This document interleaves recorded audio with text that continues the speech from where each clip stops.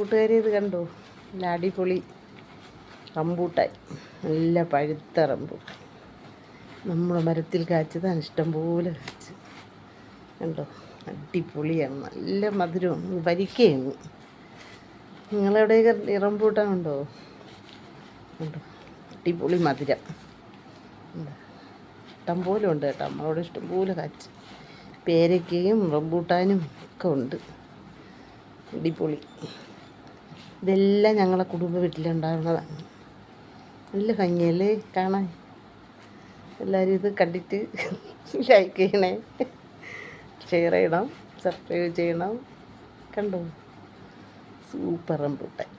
വേണമെങ്കിൽ നമ്മളവിടെ ഉണ്ട്, നല്ല മധുരമാണ്.